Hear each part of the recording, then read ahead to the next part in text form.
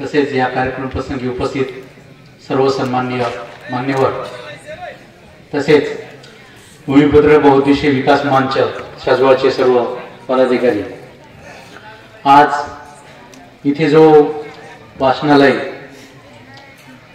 उद्घाटन कार्यक्रम झालेला आहे हा अतिशय एक स्तुत्य आणि कौतुकाचा असा उपक्रम या विकास मंचाने राबवला। त्याच्याबद्दल सर्वप्रथम त्यांचं आभार केलं पाहिजे की त्यांनी एक सकारात्मक काम या माध्यमातून उभं केलेलं आहे आणि याचा जो उपयोग आहे तो भविष्यात निश्चितच समोर येणार आहे। याचा काय फायदे आहेत समजा अशी गोष्ट आहे की आपण इथे आता मगर साहेबांनी अतिशय चांगल्या पद्धतीने मनोगतात व्यक्त केलं। पुस्तकाने एकूण आपलं मानवी जीवन आपण म्हणत असतो की वाचाल तर वाचाल आणि पुस्तक म्हणजे आपले मित्र। खरखर ही गोष्ट अतिशय सार्थ गोष्ट आहे आणि खरी गोष्ट आहे। पुस्तक हे आपले मित्रच असतात। माझे वडील यांनी आमच्या चिकोरोळ गावामध्ये 92-93 पासून वाचनालय सुरू केलं आणि मी तेव्हा लहान होतो, म्हणजे 5वी-6वी ला असेल आणि तेव्हापासून मला वाचनाची आवड लागली। म्हणजे पुस्तकच वाचायचो मी, पण पेपर पण वाचायचो, अख्खा पेपर वाचून टाकायचो। 2-2, 3-3 पेपर असेल ते वाचायचो आणि ती वाचनाची सवय मला इतकी चांगली म्हणजे पुढे उपयोगात पडली। म्हणजे पेपर असेल, पुस्तक असेल, लहान पुस्तक असेल, पण ज्या मोठ्या मोठ्या कादंबऱ्या असतात, ययाती सारखी कादंबरी असेल, मृत्युंजय सारखी कादंबरी असेल, यांचं मी 3-3, 4-4 वेळेस वाचन केलेलं आहे। आणि याचा उपयोग मला जेव्हा मी एमपीएससीचा अभ्यास करत होतो तेव्हा मला अतिशय उपयोग झाला। म्हणजे एकदा आपण जेव्हा वाचन करतो, वाचनासाठी वेळ देतो, म्हणजे आपण एखाद्या गोष्टीसाठी वेळ देतो, ती गोष्ट आपल्याला ती सवय लागते, वाचण्याची सवय लागते। म्हणजे आपण अभ्यासाची सुद्धा पुस्तक वाचू शकतो। म्हणजे अभ्यास म्हणजे कसं असतं, शाळेची पुस्तकं असतात आपले, ते आपल्याला सगळं माहित असतं किती पेजेस असतात, 20-25। आताची पुस्तक थोडी जास्त आली, आमच्या वेळेस कमी पुस्तक साईज होती पानांची, पण जे कादंबरी असतात ते याच्या असतात, पृष्ठसंख्या मोठी असते, जास्ती वाचन करावं लागतं, सातत्याने 7-8 दिवस वाचन करावं लागतं। आणि एक आपण असं म्हणजे झपाटून जातो की नाही आपलं पुस्तक लवकर संपलं पाहिजे। ती जी गोष्ट आहे ती झपाटले पण हे आपल्याला वाचनातून येतं, ते आपल्याला पुढच्या काळामध्ये उपयोगी होऊ शकतो। उपयोगी होण्याचं कारण तुम्हाला सांगतो, म्हणजे या ती कादंबरी वाचली, माझं मी MSW केलं। MSWच्या जो सिलेक्शनचा इंटरव्ह्यू असतो तो कोर्सचा, त्यावेळेस मला त्यांनी विचारलं तुमचं हॉबी काय, म्हणजे रीडिंग, मग तुम्ही या ते पुस्तक वाचलंय का? हो वाचलंय म्हटलं। त्यावेळेस त्यांनी मला त्याच्यावर प्रश्न विचारला। मी MSW केलं, म्हणजे मी सुरुवातीला बीटेक केलं, बीटेक ऍग्रिकल्चर इंजिनिअरिंग, आणि नंतर मी एमपीएससीचा अभ्यास करत होतो। त्यावेळेस मी जे स्टडी सर्कल आणि चाणक्यचे जे मासिक असतात दर महिन्याला घ्यायचो, वाचायचो। म्हणजे मी प्रवास करायचो एसटी मध्ये, तर मी ते पुस्तक वाचत राहायचो। आणि त्याच्यातच मला समजलं की MSW केलं तर आपल्याला एमपीएससी मध्ये अजून दुसरी एक संधी उपलब्ध होऊ शकते की आपली जनरल एमपीएससी आणि MSW जर केलं तर समाज कल्याण अधिकारी, आदिवासी विकास मध्ये विविध अधिकारी, महिला बाल विकास विविध अधिकारी आपल्याला संधी उपलब्ध होऊ शकते। मला त्या पुस्तक वाचून समजलं, असं नाही तुम्हाला कोणी सांगितलं पण नसतं किंवा मला माहिती मिळायला उशीर झाली असती, पण त्या पुस्तकातून मला समजलं की त्याच्यामध्ये जे लेख आहेत, जे अधिकारी होऊन गेलेले पूर्वी ते वाचले, त्याचा मला उपयोग झाला। त्याच्यानंतर मी जेव्हा माझ्या एमपीएससीच्या इंटरव्ह्यूला होतो, पहिले विशेष जिल्हा समाज कल्याण अधिकारी, त्यावेळेस मला त्यांनी असं विचारलं की तुमची हॉबी काय? मी म्हटलं रीडिंग। मग त्यांनी विचारलं की तुम्हाला विश्वास पाटील माहित आहेत का? म्हटलं माहित आहेत। मग त्यांनी कोणती कादंबरी? म्हणजे पानिपत। मग ते कोण आहेत माहित आहेत का? ते IAS ऑफिसर आहेत। त्यांनीच उत्तर दिलं। आणि मग ते तुम्हाला IAS ऑफिसर वाटत नाही का? तुम्हाला UPSC द्यावा वाटत नाही का? म्हणजे विचार करा, एक गोष्ट सुरू झाली, वाचनाहून गोष्ट कुठे गेली, IAS पर्यंत गोष्ट गेली। मग त्यांना वाटलं की सर आता मी तर नोकरी करतो, आणि नोकरी म्हणजे मी सुरुवातीला वाढण होतो, तिथे मला वेळ मिळत नाही, तुम्ही आता जॉब करता, मग ते जॉबचं रुटीन काय आहे तुमचं, सकाळपासून संध्याकाळ जॉबचं रुटीन काय तुमचं ते सांगा तुम्ही। मग अशी गोष्ट असते की एखादी वाचनाची गोष्ट असते, जो आपण म्हणतो कदाचित तुम्ही काही जण तयारी करत असताना तुम्हाला वाटतं की एमपीएससी मध्ये एका प्रश्नातून दुसरा प्रश्न तयार होतो, असंही त्या प्रश्नांची मालिका तयार झाली। म्हणजे याचा कनेक्शन कुठे येईल हे सांगता येत नाही।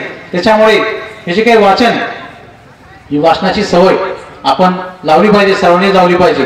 म्हणजे विद्यार्थ्यांनी, लहान मुलांनी तर वाचलीच पाहिजे, प्रौढांनी सुद्धा लावली पाहिजे।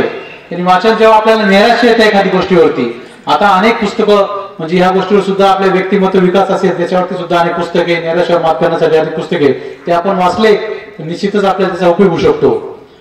म्हणजे जे काही पुस्तक आहेत समजा, म्हणजे एक होता कारवर, हे असं पुस्तक आहे जो कारवर नावाचा व्यक्ती होता आणि त्याला म्हणजे जे गुलामी असतात, गुलामगिरीत म्हणजे त्याला आई वडील म्हणजे त्यांनी स्वतः ते दुसरीकडे गुलाम होते, हा मुलगा दुसरीकडे गुलाम होता, पण त्याने त्याच्यातून तो शास्त्रज्ञ कसा झाला. म्हणजे हे पुस्तकातून असे जे काही पुस्तक असतात आपल्याला समजतं की ज्याच्याकडे काही नसतं पण तो काही होऊ शकतो. समजा ही आपल्याला स्टोरी आपण आता टीव्हीतून समजेल किंवा नाही समजेल, पण पुस्तकातून या गोष्टी आपल्याला समजतात. त्याच्यामुळे या ज्या गोष्टी अनेक पुस्तकं प्रेरणादायी असतात, ते जर वाचले तर निश्चितच आपल्याला त्याचा चांगल्या प्रकारे उपयोग होऊ शकतो. त्याच्यामुळे या गोष्टीचा तुम्ही आता जे वाचणारे सुरू झाले ते त्याचा जास्तीत जास्त चांगल्या पद्धतीने तुम्ही उपयोग करून घ्या. आणि इथे म्हणजे वाचनालय पुस्तक आहेत ती गोष्ट ठीक आहे, त्याच्या व्यतिरिक्त त्यांनी म्हणजे वाचनासाठी सुविधा सुद्धा उपलब्ध करून दिलेली आहे. आता इथे आपण बघत असतो शहरामध्ये कदाचित म्हणजे एखाद्या विद्यार्थ्यांकरता घरातल्या मुलांकरता एक सेपरेट रूम असतो, पण खेड्यामध्ये तशी परिस्थिती असेल अशी गोष्ट नाहीये. पण इथे त्यांनी जी सुविधा उपलब्ध करून दिली सेपरेट त्यांनी असं हे तयार करून दिलेलं आहे मुलांना वाचण्यासाठी बसण्यासाठी. तर त्याचा जर तुम्ही म्हणजे खेड्यामध्ये जास्तीत चांगल्या प्रकारे उपयोग होऊ शकतो, त्याचा उपयोग करून घेतला पाहिजे. मी म्हणजे जेव्हा एमपीसीचा अभ्यास करत होतो तेव्हा बघत होतो पुण्याला की अक्षरशः सकाळी 7, 7:30, 8 पासून वाचनाला बसणारे जे असतात समजा अभ्यासाला बसायचे, दुपारी जेवण करायला उठणार आणि रात्री पुन्हा म्हणजे 8 वाजेपर्यंत रात्री बंद होईपर्यंत बसणार. पण इथे खेडेगावात तशी काही गोष्ट नाही, म्हणजे ते काय बंधन करणार नाही तुम्हाला बंद करायचं किंवा काय करायचं. त्याच्यामुळे इथे तुम्हाला पूर्ण म्हणजे 24 तास ही सुविधा उपलब्ध आहे. आणि आपण अनेक म्हणत असतो की मी पण आमच्या विद्यार्थ्यांना सांगत असतो अशी गोष्ट आहे की आपण म्हणतो की डॉक्टर बाबासाहेब आंबेडकर यांनी 18 तास अभ्यास केला, किंबहुना म्हणजे जास्तीत जास्त अभ्यास केला. आणि आता अनेक उपक्रम सुद्धा काही काही ठिकाणी राबवतात 18 तास वाचन. तशी संकल्पना आहे इथे, ती तुम्हाला संकल्पना राबवायला निश्चितच उपयोग होऊ शकतो. आणि असे जर कधी उपक्रम तुम्ही राबवले म्हणजे माझं तुमच्या सगळ्या बहुउद्देशीय विकास मंचला एक सजेशन आहे, सल्ला आहे की हे जे अनेक चांगले पुस्तक असतात ते चांगल्या पुस्तकांचं तुम्ही महिन्यातून एकदा चांगले जे आता काही तुम्हाला आता समजेल की वाचण्यासाठी कोण जास्त इंटरेस्टेड आहे, समजा त्याचा जास्तीत जास्त उपयोग कोण करून घेतो, अशा सगळ्यांना मिळून तुम्ही एक गट म्हणजे आणखी गट तयार करा आणि त्यांचाच गट करून त्यांना एक ते पुस्तक असेल ते पुस्तक त्यांच्यामध्ये समोर ठेवत जा आणि त्याच्यातला एकदा रिडिंग करत जा. जो कोणी चांगला असेल त्याच्यातला समजा किंवा सगळेच एका वाटल्या चांगला असण्यापेक्षा प्रत्येक महिन्याला एक जणाला देत जा समजा तुम्ही की यावेळेस हे पुस्तक आहे, तू ते पुस्तक ते वाच आणि त्याचा सारांश काय असेल तू तिथे सांग. हे जर केलं तर निश्चितच जे काय असेल तुमची वाचन संस्कृती गावामध्ये होऊ शकते. आणि जे कोणी असतील समजा त्यांना पण इंटरेस्ट निर्माण शकतो की नाही आता आपल्याला सुद्धा पुढे बोलायचंय समजा, त्याच्या अनुषंगाने ते पण वाचू शकतील. त्याच्यामुळे हे जे सगळे पुस्तक आहेत समजा अनेक पुस्तकं तुम्ही लेखक आता इथे मगर साहेबांनी सांगितलं की लेखकांनी किती त्याच्यामध्ये पुस्तकामागे किती त्यांनी समजा दिवस हे केलेले असतात आणि त्यांचं ज्ञान असतं, ते ज्ञान त्यांचा काय अनुभव असतो तो त्यांनी पुस्तकात दिलेला असतो. अनेक चांगले लेखक आहेत समजा तुम्हाला माहिती असेल पु ल देशपांडे असतील त्यांची अनेक पुस्तकं आहेत आणि या सगळ्या अशी पुस्तकं आहेत समजा. याचा जर तुम्ही निश्चितच आचार्य आत्रे यांची सुद्धा पुस्तकं आहेत, त्याचा म्हणजे वाचनामध्ये किती वेळ होते अशी गोष्टी. या सगळ्या पुस्तकांचा जर तुम्ही चांगल्या प्रकारे जर वाचन केलं तर निश्चितच तुम्हाला तुमच्या आयुष्यामध्ये उपयोग होऊ शकतो. आज इथे आपण आता बघतो की मला म्हणजे मी सुदैव मानतो की आमच्या जेव्हा नोकरी लागली तेव्हा आम्ही मोबाईल घेतले. आता मोबाईल हे आपल्या हातात सर्व मुलांच्या हातात मोबाईल आलेले आणि मोबाईल पण अनेक पुस्तकं असतात म्हणजे पीडीएफ आहे किंवा इतर पण किंडल पण आहे समजा.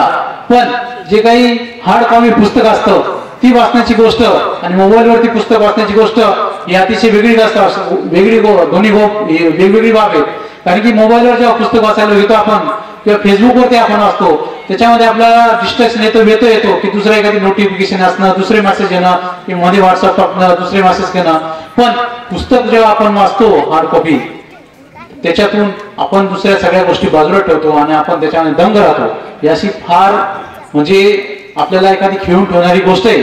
म्हणजे आपण एखादा पिक्चर बघतो तेव्हा जसं खेळून जातो पण तसं पुस्तकात सुद्धा काही पुस्तकांमध्ये तशी जादू आहे.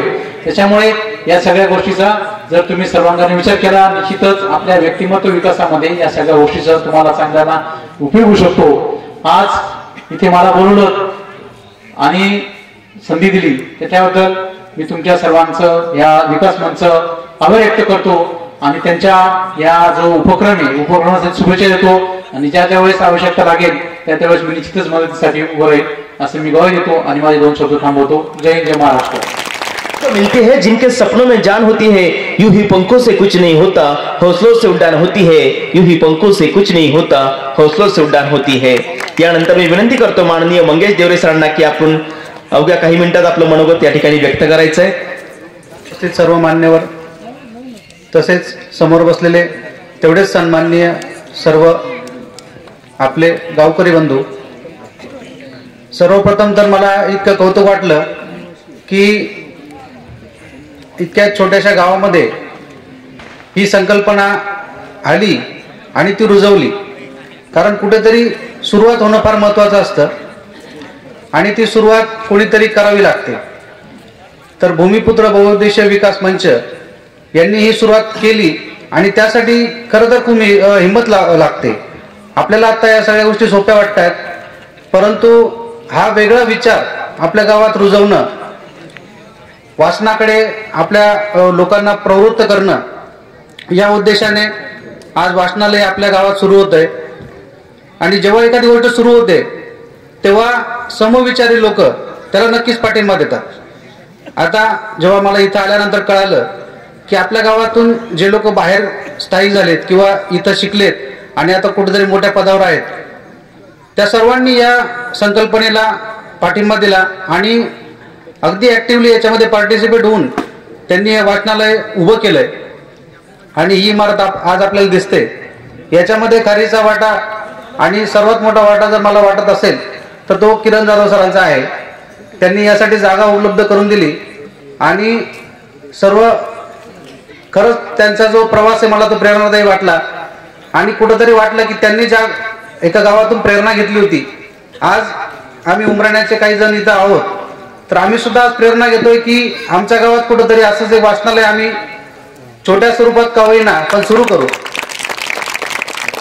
आणि हीच एक जे काही आपल्या प्रेरणा मिळत जाते ते एक आपण म्हणतो तसं की दिव्याला दिवा लागत जातो, त्याप्रमाणे ही माळ पुढे चालत जाते. त्याप्रमाणे या गावाने सुरुवात केली. खरंच मला या गावाचं कौतुक वाटतं. आणि वाचनालय ही अशी एक वास्तू आहे की जिचा प्रत्येक व्यक्तीशी संबंध येतो. ती कुठल्याही वयोगटातही असेल, ती महिला असेल, पुरुष असेल, असं नाही की फक्त विद्यार्थ्यांसाठीच वाचनालयाचा उपयोग आहे. आज आपण बघतो की मोबाईलमुळे सर्व वयोगटातील व्यक्ती, अगदी लहान मुलगा असेल किंवा वयोवृद्ध व्यक्ती असेल, ते मोबाईलच्या विळख्यामध्ये अडकलेले आहेत. मोबाईलमध्ये जर आपण बघितलं की फेसबुक किंवा इतर साईट फक्त टाइमपाससाठी आहेत. त्याच्यामध्ये आपण जर वेळ घालवला आणि नंतर जर आपण त्याचं पुनर्विलोकन केलं की या वेळ जो घालवला आपण त्याच्यामध्ये आपल्याला काय मिळालं, तर त्याच्यामध्ये आपल्याला काहीच मिळत नाही. उलट त्याच्यामध्ये निगेटिव्ह गोष्टी आपल्याला जास्त मिळतात, निगेटिव्ह विचार जास्त मिळतात. कारण त्याच्यामध्ये व्हिडिओ जर आपण स्क्रोल केला तर एक व्हिडिओ एका विषयाचा असतो, दुसरा व्हिडिओ गुन्हेगारीचा असतो, तिसरा व्हिडिओ काहीतरी एखाद्या वेगळ्या विषयाचा असतो, परंतु जास्त करून निगेटिव्हिटी त्याच्यामध्ये असते आणि निगेटिव्ह विचार आपले होऊन जातात. परंतु तेच जर आपण छोटंसं का होईना एखाद्या महापुरुषाचं जर पुस्तक आपण वाचलं तर ते आयुष्यभर आपण कोणालाही सांगू शकतो की हे पुस्तक मी वाचलं आणि याच्यातून मला हे कळालं. आणि ते आपण अगदी मान ताट करून सांगतो की हे पुस्तक मी वाचलं. म्हणजे आपण थोडा विचार करावा की आपण आपला वेळ कुठे घालतोय. आणि हे वाचनालय, मी वाचनालयाला नुसतं वाचनालय समजत नाही तर सामाजिक क्रांतीचं एक केंद्र म्हणून समजतो. की याच वाचनालयातून आता आपण पुस्तक वाचतोय, इथं वयोवृद्ध लोक येऊन दररोजचा वर्तमानपत्र वाचू शकतात. त्याचप्रमाणे स्पर्धा परीक्षा देणारे जे विद्यार्थी आहेत त्यांना बाहेरच्या शहरांमध्ये, मोठ्या शहरांमध्ये जायला परवडत नाही. आज शिक्षणाचा खर्च खूप झालेला आहे, तर त्या मुलांना इथं पुस्तकं उपलब्ध होऊ शकतात. इथं देणगी देणारे आपले देणगीदार भरपूर आहेत, तर ते स्पर्धा परीक्षांचे पुस्तकं इथं ठेवून आपल्या मुलांना इथंच एक स्पर्धा परीक्षा केंद्र देखील इथं सुरू होऊ शकतं. त्याचप्रमाणे इतर विषयांच्या प्रेरणा देणारे जे काही व्यक्तिमत्व आहेत, जसं आता मगर सरांनी अतिशय छान प्रबोधन आपलं सर्वांचं केलं, त्याच प्रकारे असे विविध क्षेत्रातील मान्यवर आपण या ठिकाणी बोलून एक गावाचं वातावरण एक वेगळं करू शकतो. तर या वाचनालयामधून सर्व वयोगटातील व्यक्तींना एक चांगल्या प्रकारचं ज्ञान तर मिळणार आहे, माहिती मिळणार आहे, परंतु पुस्तकातून मनोरंजन सुद्धा होतं. सर्व प्रकारचे पुस्तकं, शेतकरी जरी असतील बांधव आपले, तरी त्यांना शेती संदर्भातली जी काही माहिती आहे ती पुस्तकातून मिळू शकते. तर कुठलंही क्षेत्र घ्या, त्या व्यक्तीचा या वाचनालयाशी संबंध येणार आहे आणि तो संबंध आपण जाणून बुजून आणला पाहिजे. त्यातूनच पुढे जाऊन आपल्याला एक नवी दिशा त्या ठिकाणी मिळेल. महात्मा गांधींनी एक पुस्तक वाचलं होतं टॉल्स्टॉयचं, तर ते पुस्तक वाचल्यानंतर त्यांचं आयुष्य पूर्ण बदललं आणि त्यांच्या आयुष्यामुळे आपलं आयुष्य पूर्ण बदललं, कारण त्यांच्याच माध्यमातून आपला देश स्वतंत्र झाला. म्हणजे एक पुस्तक आपल्या आयुष्यात किती मोठा बदल घडवून आणू शकतं याचे आपल्याला हे उदाहरण देता येईल. तर मी जास्त व्यक्तींनी मदत केली आहे, ज्यांनी पुढाकार घेऊन वाचनालय सुरू केलंय. या गावाचं नुसतं वाचनालयच नाही तर मी शाळेचं सुद्धा कौतुक करतो, येथील प्राथमिक शाळेचं, की ते सतत नवीन नवीन प्रयोग राबवत असतात. आमच्या गावचे सर आहेत किरण देवरे सर, त्यांच्या माध्यमातून आम्हाला ती माहिती मिळत राहते. तर अतिशय चांगली वाटचाल आपल्या गावाची होते. या ठिकाणी नक्कीच शैक्षणिक क्रांती होईल असं मी त्यांच्याकडून एक माहिती पण घेतली, की आपल्याला शासनाच्या माध्यमातून 10 एकरची जागा शासनाने आपल्याला दिली आणि मला तर वाटतंय की संपूर्ण राज्यामध्ये हे पहिलंच उदाहरण असेल की शाळेसाठी एवढ्या मोठ्या प्रमाणात प्रयत्न होतोय आणि एक मॉडेल स्कूल आपल्या गावाच्या माध्यमातून संपूर्ण राज्याला बघायला मिळेल. या संपूर्ण तुमच्या प्रयत्नांसाठी मी तुम्हाला शुभेच्छा देतो व पुढील वाटचालीमध्ये आमचा नक्कीच सहभाग राहील. असे नवनवीन प्रयोग तुम्ही करत राहा. या सर्व प्रयत्नांसाठी माझ्या शुभेच्छा देतो. थांबतो. धन्यवाद. तुमच्या लेखांनी मला अगोदरच सूचना दिलेली अल्पशा शब्दामध्ये आणि माझ्याकडे खरोखर शब्दच नाहीयेत की आता इतक्या शब्द सुमणं आणि इतका वर्षाव झालेला आहे, त्यानंतर सत्कार वगैरे संपूर्ण आणि खरोखर ते योग्य होतं. आजच्या या वाचनालयाच्या निमित्ताने जमलेले सर्व साजवाहकर, दिवाळीच्या सर्वांना प्रथम शुभेच्छा देतो. आणि ही खरोखर या दिवाळीच्या दिवसांमध्ये मान्यवरांची मांदियाळी या ठिकाणी जमलेली आहे आणि या प्रत्येक मान्यवराचं त्या क्षेत्रामध्ये योगदान आहे आणि खरोखर ते त्या क्षेत्राला त्यांचं योगदान म्हणण्यापेक्षा त्यांनी जी पूर्ण सर्वस्व किंवा आपले जीवन त्या क्षेत्रामध्ये वाहून दिलेलं आहे आणि त्यामुळे त्यांचा सत्कार या ठिकाणी करणं खरोखर गरजेचंच होतं. आणि मलाही त्यामुळे म्हणजे खरोखर जाण्याचे वेध होतेच, कारण सर्व आता दिवाळीमध्ये जमलेले आहेत. परंतु माझे मित्र विठोबा तुपे सर यांनी मला सांगितलं या उपक्रमाबद्दल आणि खरोखर मला त्याच वेळी आत्मीयता जागृत झाली की एवढा चांगला उपक्रम आणि दिवाळीच्या निमित्ताने सर्व एकत्र येतात, त्यामुळे ही एक दिवाळीच्या निमित्ताने मांदियाळी म्हणायला काही हरकत नाही. मला फक्त 2-3 गोष्टी या ठिकाणी सांगाव्याशा वाटतात. आत्ताच आपल्याला मगर साहेबांनी अतिशय सुयोग्य आणि मार्मिक शब्दामध्ये हे सर्व याबद्दलचं म्हणजे वाचनालयाच्या बद्दल असो किंवा संपूर्ण जीवनाच्या बद्दलचं असो त्यांनी उलगडला. मला 2-3 गोष्टी फक्त या ठिकाणी नमूद करायच्या आहेत. एक म्हणजे त्यांनी सांगितलं की 40% जनता आता मनोरुग्ण झालेली आहे. मनोरुग्ण म्हणजे वेडे, पण मला थोडंसं उलट सांगायचंय. थोडं वेड झाल्याशिवाय आणि वेडीची माणसं असतात तीच खरोखर इतिहास घडवत असतात. आणि त्यामुळे कुठल्याही गोष्टीसाठी म्हणा, कोणतंही क्षेत्र असो म्हणा, शेतीमध्ये उत्कृष्ट शेतकरी आपण बघितलेले आहेत, खेळाडू आपण बघितलेले आहेत. म्हणजे सर्वच जण आता म्हणतात की वाचन करा आणि वाचन वेडे व्हा किंवा स्पर्धा परीक्षांमध्ये जा. आणि स्पर्धा परीक्षांमध्ये किती टक्के असतात तो आपल्या महाराष्ट्राचा जरी विचार केला तरी 11 कोटी आपली लोकसंख्या आणि नोकऱ्या किती येतात त्या नोकऱ्या 1-2 लाख कधीतरी. आता त्या पण पोलीस भरती पण 4-4 वर्षांनी होते.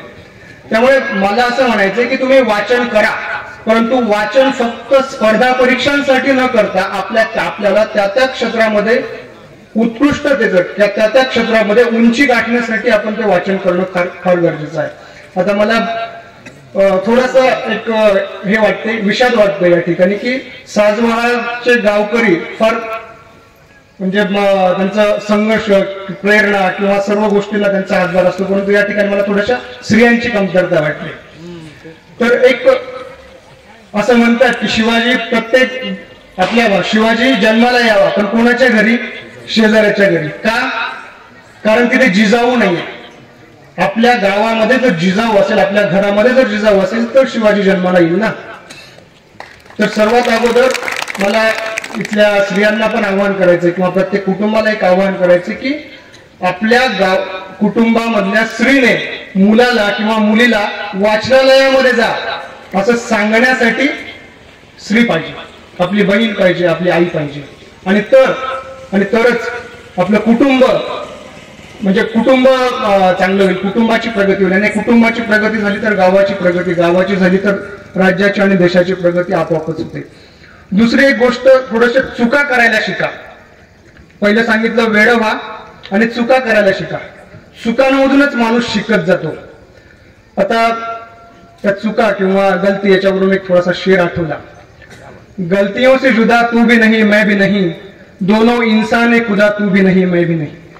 गलतियों से जुदा तू भी नहीं मैं भी नहीं, दोनों इंसान खुदा तू भी नहीं मैं भी नहीं. तू मुझे और मैं तुझे इल्जाम देते हैं मगर, तू मुझे और मैं तुझे इल्जाम देते हैं मगर, अपने अंदर झांकता तू भी नहीं मैं भी नहीं. गलत फहमियों ने कर दी है पैदा दोनों में दूरियां, गलत फहमियों ने कर दी है पैदा दोनों में दूरियां, वरना कुदरत का बुरा तो तू भी नहीं मैं भी नाही. कसं असतं की एक निरागस मूल बालक ज्या वेळेला जन्माला येतो त्यावेळेला त्याला पाप पुण्य खोटं खरं काहीही माहित नसतं, परंतु त्याच्यावरती संस्कार जसे घडत जातात त्या संस्कारातून तो माणूस घडत जातो. आणि त्यामुळे आपल्या गावामध्ये जर संस्कार वाचनालयाच्या माध्यमातून आले तर आपलं गाव नक्कीच पुढे जाईल, याबद्दल मला तरी शंका नाही. आपण सर्वांनी या ठिकाणी आलात आणि एक खरोखर चांगला उपक्रम त्या ठिकाणी आपण सुरू केलेला आहे. त्या उपक्रमाला मी माझ्या शुभेच्छा देतो आणि माझे अल्पसे शब्द संपवतो. जय हिंद, जय महाराष्ट्र. ग्रामीण भागातील मुलांना वर्दीचं खूप आकर्षण असतं. आपल्या मामाच्या परिसरातील जे मुलं आहेत त्यांना कॉन्स्टेबल पासून, आर्मी पासून ते पुढे PSI आणि UPSC पर्यंतचा अभ्यासाचं माहीत पडतं. पण त्यातल्या त्यात त्यांना या नॉलेज नसतं की पुस्तक कोणते वाचावे, काय करावं, कसा संघर्ष करावा. आपल्याकडे संघर्ष ग्रामीण भाग असल्यामुळे संघर्ष करणारे खूप युवक आहे. म्हणजे शेती करणारे, शेतीतून पुढे आपला मार्ग शोधणारे भरपूर युवक, पण त्यांना मार्ग शोधून दाखवणारे कोणी नाही. इथे एक याचा भाग झाला. तर मला असं वाटतं की या युवकांना जर प्रेरणा द्यायची ठरली तर अपयशी लोकांना प्रेरणा देणं खूप महत्वाचं आहे. यशस्वी लोकांच्या पाठीशी तर खूपच उभे राहतात, पण अपयशी लोकांना कोण प्रेरणा देईल. तर मग त्यांच्यासाठी एक शेर सांगू इच्छितो. हौसला रख हो मंजर भी आएगा, पैसे के पास चलकर समंदर भी आएगा. हौसला रख हो मंजर भी आएगा, पैसे के पास चलकर समंदर भी आएगा. रूट करना बैठ मेरी मंजिल के मुसाफिर, मंजिल भी मिलेगी और मिलने का मजा भी आएगा. आणि असं म्हणतात की अपयश तर मी तर खूप पाहिलं. मी 4 मॅच दिल्या PSIच्या, पण त्यातल्या त्यात 2019ला माझं सिलेक्शन थोड्या 238 मार्क्स होते. ग्राउंड दिलं, PSIचा इंटरव्ह्यू दिला, त्यात मी म्हणजे सेम मार्क्स असताना पण आज घरी राहिलो. आणि त्यानंतर मला परत CP ऑफिसला मंत्रालय क्लर्क म्हणून जॉईनिंग आली. पण हे अपयशातून जे शिकायला मिळतं ते यशातून नाही भेटत. जे अपयश असतं ते आपल्याला पुढे जायला प्रेरित करत असतं. तर मग अशा वेळी मग एक हरिवंशराय बच्चन यांची कविता आहे ती मी तुम्हाला सांगू इच्छितो. तर ती कविता अशी. लहरों से डरकर नौका पार नहीं होती, लहरों से डरकर नौका पार नहीं होती, कोशिश करने वालों की कभी हार नहीं होती, कोशिश करने वालों की कभी हार नहीं होती. नन्ही चींटी जब दाना लेकर चलती है, चढ़ती दीवार पर 100 बार फिसलती है. नन्ही चींटी जब दाना लेकर चलती है, चढ़ती दीवार पर 100 बार फिसलती है. लेकिन मन का विश्वास रगों में साहस भरता है, मन का विश्वास रगों में साहस भरता है. चढ़कर गिरना, गिरकर चलना ना करता है, लेकिन आखिर उसकी मेहनत बेकार नहीं होती, क्योंकि कोशिश करने वालों की कभी हार नहीं होती, कोशिश करने वालों की कभी हार नहीं होती. त्याचीच प्रेरणा घेऊन आजही मी कोशिश करतोय, मेहनत करतोय. आज मी PSI 2021-22चं फिजिकल दिलं, 21चं फिजिकल दिलं आणि आता इंटरव्ह्यू आहे. आणि तसेच 2022चा PSI इंटरव्ह्यू ग्राउंडला मी क्वालिफाय आहे, म्हणजे चांगल्या प्रकारे मार्क्स मिळाले आहेत. तर मग तीच प्रेरणा घेऊन पुढे हरिवंशराय बच्चन यांची कविता मी वेळोवेळी वाचत असतो. म्हणजे प्रत्येक कविता मी वाचत असतो, त्यातल्या ही मला खूप प्रेरणा देते. तर हरिवंशराय पुढे म्हणतात. डुबकिया सिंधु में गोताखोर लगाता है, डुबकिया सिंधु में गोताखोर लगाता है, जा जाकर पानी में खाली हाथ लौट कर आता है. मिलते नहीं सहजी मोती गहरे पानी में, मिलते नहीं सहजी मोती गहरे पानी में, बढ़ता दुगना इस हैरानी में. हर बार उसकी मुट्ठी खाली नहीं होती, क्योंकि कोशिश करने वालों की कभी हार नहीं होती, कोशिश करने वालों की कभी हार नहीं होती. असफलता एक चुनौती है, इसे स्वीकार करो। असफलता एक चुनौती है, इसे स्वीकार करो, क्या कमी रहेगी देखो और सुधार करो। असफलता एक चुनौती है, इसे स्वीकार करो, क्या कमी रहेगी देखो और सुधार करो। जब तक ना सफल हो तब तक नींद चैन को त्यागो तुम, संघर्ष का मैदान छोड़कर मत भागो तुम, संघर्ष का मैदान छोड़कर मत भागो तुम। ही हरिवंशराय बच्चन यांची कविता। तर हीच अशाच कविता मला प्रेरणा देत असतात। तर अशा वेळी मी ग्रामीण भागातील लोकांना सांगू इच्छितो, आपण शेतीचं काम करत असतो। मी सुद्धा 10वी-12वी पर्यंत नाळे या गावात शेतीचं काम करत असताना 10वी पर्यंत चिखलवाडा शिकलो। त्यानंतर धुळ्याला गेलो। धुळ्याला कॉलेज जीवनात मी स्पर्धा परीक्षा आणि वक्तृत्व स्पर्धेमध्ये सुद्धा भाग घेतला। त्यानंतर आता जरासा जॉईनिंग झाल्यामुळे मी असा याच्यामध्ये वक्तृत्व स्पर्धेला जात नाही कुठे, म्हणून आता थोडं बोलण्याचा प्रसंग कमी येतो।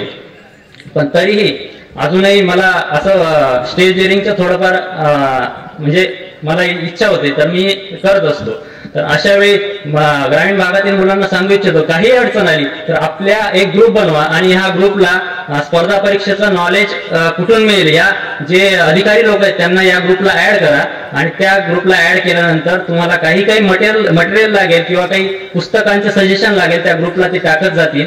त्या ग्रुपच्या थ्रू तुम्हाला नॉलेज भेटेल आणि तुम्हाला ग्रामीण भागात जे वातावरण शहरी भागात आहे ते ग्रामीण भागात निर्माण होईल आणि तुम्हाला अभ्यासाची प्रेरणा भेटेल आणि कसा अभ्यास करावा याची दिशा भेटेल।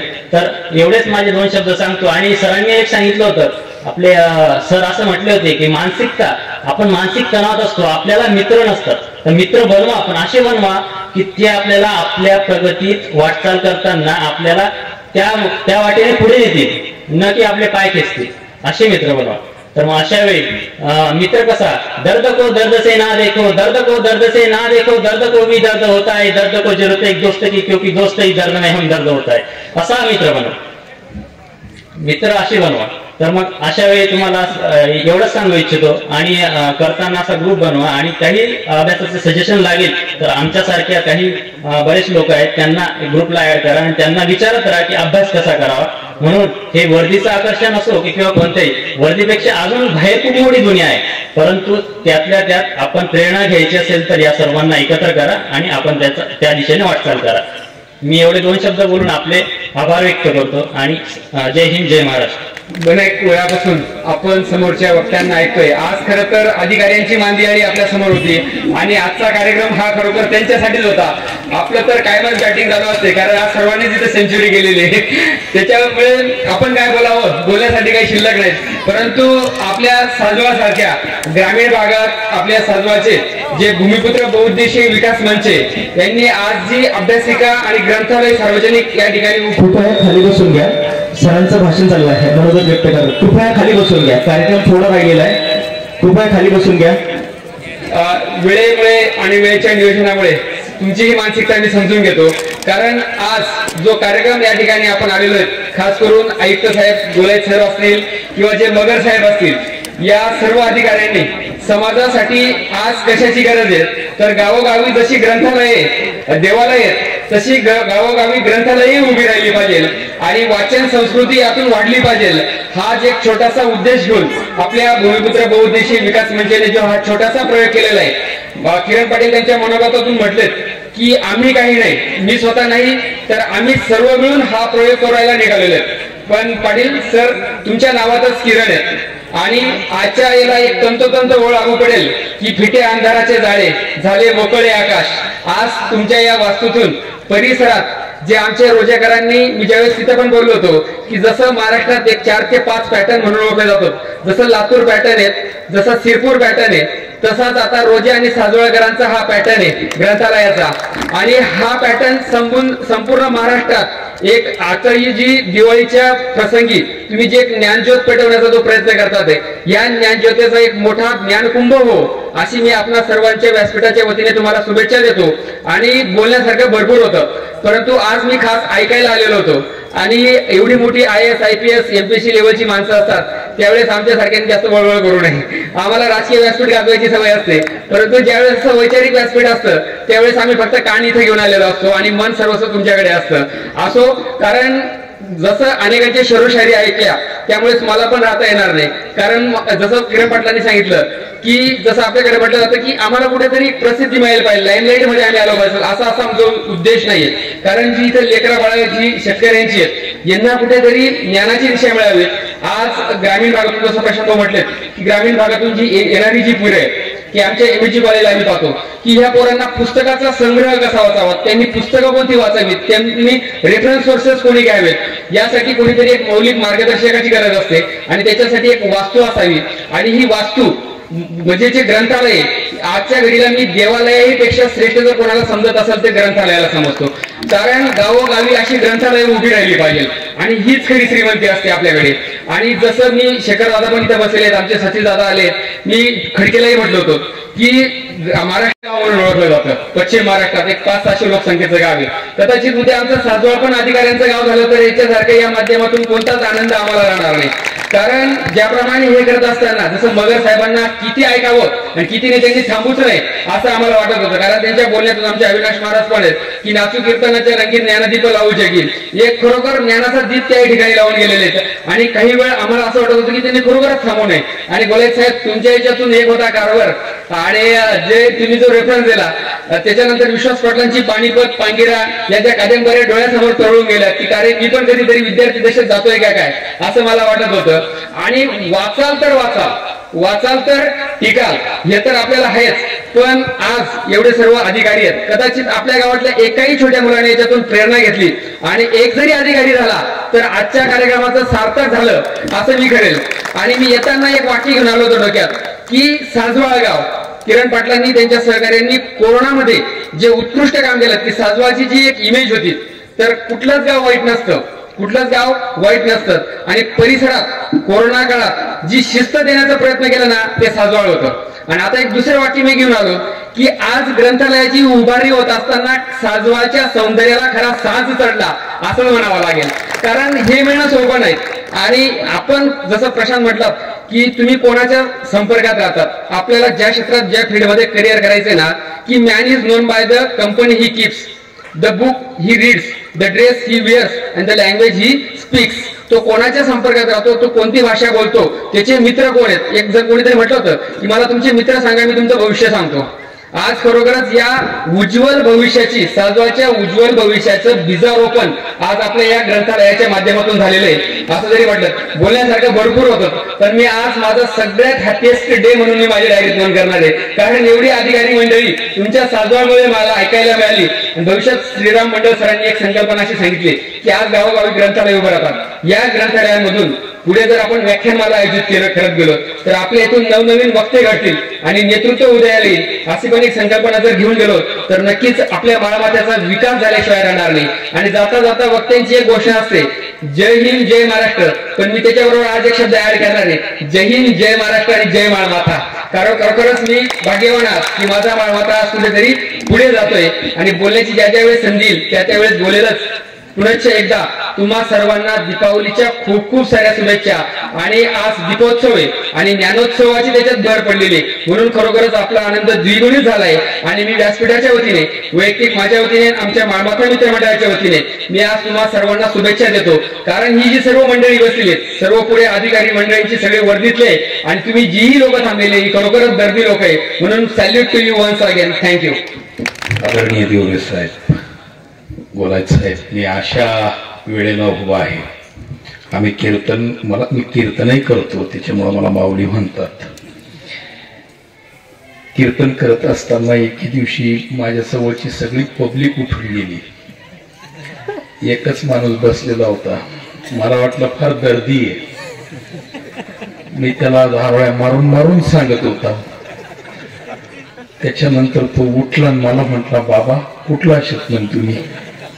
म्हणते भाऊ पाळत ना तुमले काहीच करावं नाही म्हणे. तुम्हाला खाल म्हणे घोंगडी गुतेल होती म्हणे.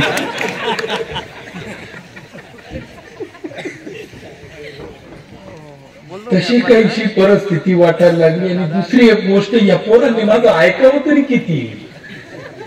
2005 पासून तर 23 पर्यंत ही लेकरं मी घडवलेली आहे. आणि सर्वात लेक्चर देणारा माणूस म्हणजे किरण सर. याला काय माहिती जाऊ द्या घरी असं आता कोण राहिला किरण सर, आता कोण राहिला किरण सर म्हणून यांनी बी टायमिंग केलं की याला शेवटी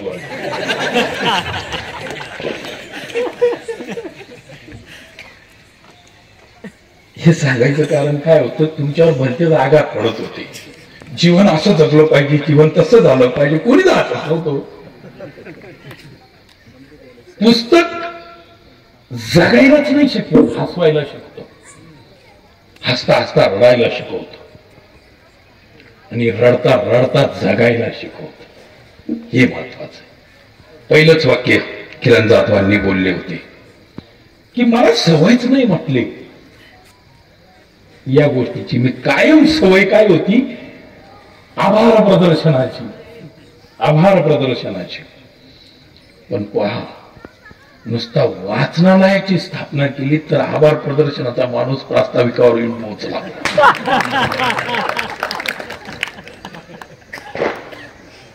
प्रगती किती लवकर दिसते, किती लवकर दिसते. म्हणजे पायाचा माणूस कळसाला जाऊन पोहोचला आणि लवकरात लवकर तेच किरण पाटील आता अध्यक्ष पदावर बोलतील.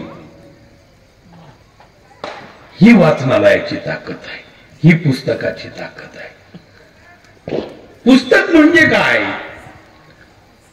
ज्ञानदान म्हणजे काय, याचा उल्लेख ज्या वेळेस केला जातो ना, असाध्य ते साध्य करीती सायास कारण अभ्यास तुका म्हणा. आमच्या तुझं कोण आहे सांग. अन्नदान म्हणजे प्रत्येकाला जीव घालणं म्हणजे अन्नदान नव्हे. पंक्तीत बसल्यानंतर पत्रावळीतला एक दाना जरी उष्टा पडला नाही तर दाना अन्नदान. श्रमदान म्हणजे कुणाला पावडी घेऊन खड्डा खोदणे आणि त्याला विनाकारण फोटो सेशन करणे नाही, परंतु एखाद्या पोराच्या पाठीवरती हात ठेवून त्याला लढ म्हणण्याची प्रेरणा देणे म्हणजे श्रमदान. आणि रस्त्यावरती पडलेल्या भिकाऱ्याच्या तोंडात पाणी पाजून किंवा एखाद्या महिलेला अबलेला सांभाळून, आता बरेच सेल्फी निघतात, त्या सेल्फींच्या नादी न पडता अज्ञातपणे कर्तव्य पार पाडत त्याला म्हणतात जीवदान. आणि नुसतं शिक्षक बनून ज्ञानदान, शिक्षक बनून पुस्तक वाचून वाचून पोरांना घडवणं म्हणजे ज्ञानदान नव्हे, तर उपेक्षितांना अपेक्षित असा न्याय या पुस्तकाच्या माध्यमातून उपलब्ध करून देणं म्हणजे ज्ञानदान. आणि या ज्ञानदानाचे खरे सारस्वताचे पुजारी म्हणून, कलियुगाचे ज्ञानऋषी म्हणून ज्यांना ओळखलं जावं असे भूमिपुत्र बहुउद्देशीय विकास मंचचे सर्व पदाधिकाऱ्यांना प्रथमतः त्रिवार मानाचा मोजरा. आता खरं माझं भाषण सुरू झालं. म्हणजे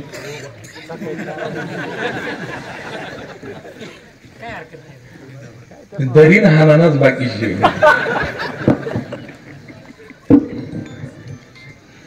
मुख्याध्यापक माझ्या समोर असलेले प्रेरणादायी व्यक्तिमत्व आमच्यासाठी पाटील सर, ही सगळी मंडळी पाडळदेला शिकायला येतात आणि त्या ठिकाणाहून ही मोठी झालेली आहे.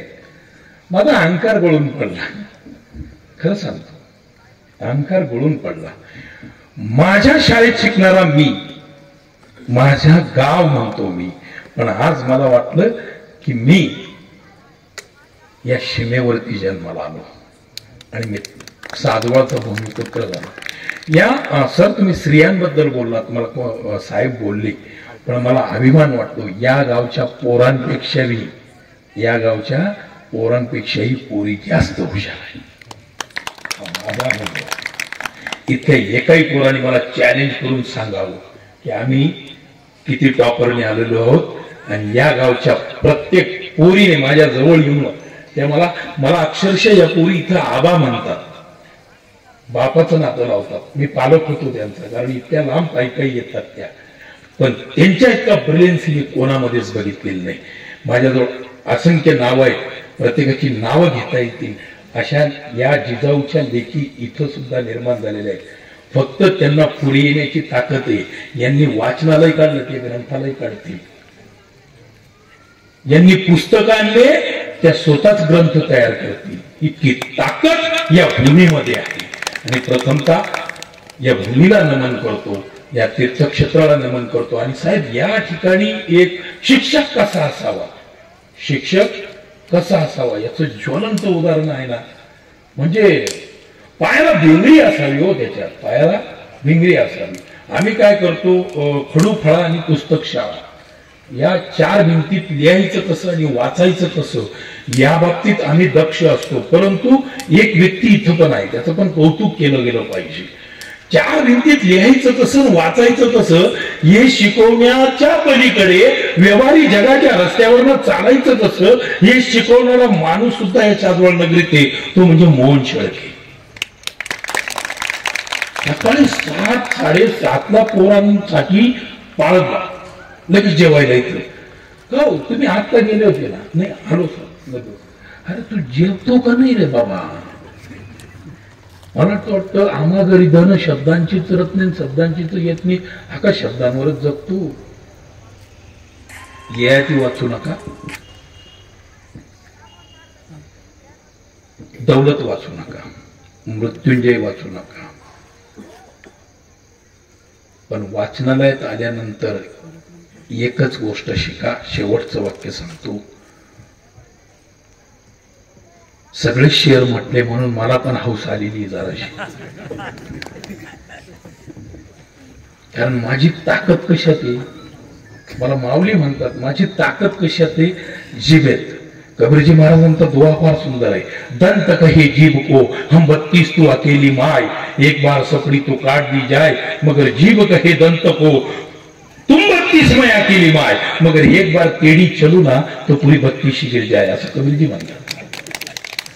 म्हणून सांगतो की या वाचनालयात आल्यानंतर फक्त एकच गोष्ट शिकायची की एक दिन निकले सैर करने मन में के अरमान थे, एक तरफ हरियाली थी, एक तरफ स्मशान था, चलतो चलते पैरों तले हड्डी चुभी, और हड्डी के ये बयान थे चलने वाले चल संभल कर, हम भी कभी इंसान थे. या वाचनालयात येऊन पुस्तक वाचायला नाही शिकलात, पण माणूस म्हणून माणसाला वाचायला शिकलात तरी माझा मानोबा तुकोबा धन्य झाला. न्यूनतेपुरते अधिक सत्य करून घ्यावे तुमचे विनवित असे. काही अपशब्द बोललो असेल ते माझ्या वाणीचे दोष, आणि जे चांगलं काही बोललो असेल माझ्या आई वडिलांचे आशीर्वाद. धन्यवाद. आज आपल्या सासवड गावात ग्रामदैवत सार्वजनिक वाचनालय व अभ्यासिका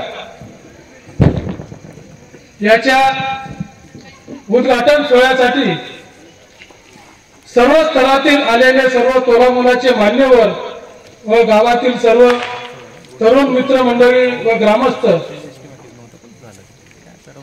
खरं म्हटलं तर आपले जे काही तोलामोलाचे सर्व अधिकारी आलेले होते आणि अजून पण बसलेले आहेत, पण वेळेच्या अभावी त्यांना जावं लागलं. खरं म्हटलं तर मी तुम्हाला ही जी वाचनालय झाली याचा एक काही उद्देश होता की गावातील तरुणांना असे काही एक सर्व स्तरातील मुलं असतील त्यांना एक आपलं हक्काचं एक स्थान मिळावं यासाठी अनेक वर्षापासून प्रयत्न चालू होते की एक वाचनालय व्हावं म्हणून, पण ते ग्रामपंचायतीच्या वतीनं करणं शक्य नाही झालं.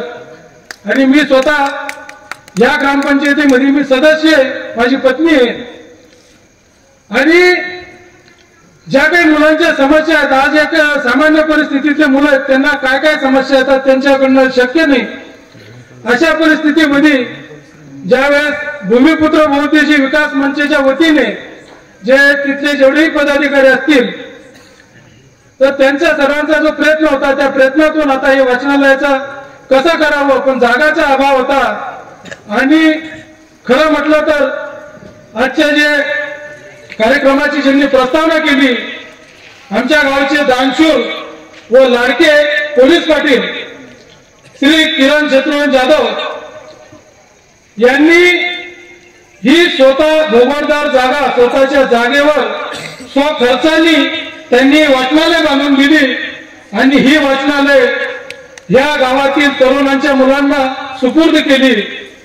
याचा खरं म्हटलं तर त्यांना कुठेतरी खंतही वाटत होती की त्यांनी ज्या प्रतिकूल परिस्थितीतून अगदी ते एक सामान्य परिवारातील वडिलांनी त्यांच्या जे काय विहिरींना बार लावायचं अतिशय कष्टाचे कामं केले, आईने शिलाई मशीनचे कामं केले, 5-5, 6-6 रुपयामध्ये ब्लाऊज शिवले, आणि अशा परिस्थितीमध्ये आई बाबाकडून त्यांना कुठलंही काही म्हणजे असं प्रोत्साहन नव्हतं, पण त्यांची जी शिकण्याची जिद्द होती, हुनर होता, पण त्यांना ती प्रतिकूल परिस्थिती नाही मिळाली.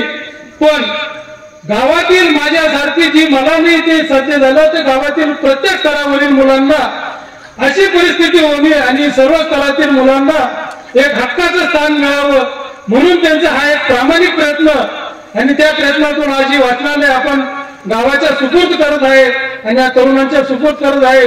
आणि त्यासाठी आपण सर्व म्हणजे या मंचावर आम्ही भूमिपुत्रांनी हे ठरवलं की इथं कुठलाही राजकीय व्यक्ती न बोलवता आपण एक असे आदर्श व्यक्तिमत्वांना आपण सर्वांना बोलवलं की ज्यांना जनता ऐकून आणि ज्यांना पाहून या तरुणांना प्रेरणा मिळावी की आपण पण आज ह्या वाचनालयाच्या माध्यमातून या स्तरांपर्यंत जावं आणि कुठंतरी तुम्हालाही या मंचापर्यंत मान सन्मान आणि तुम्हाला अध्यक्ष स्थान मिळावं असा हा एक प्रयत्न भूमिपुत्र बहुउद्देशीय विकास मंचचा होता.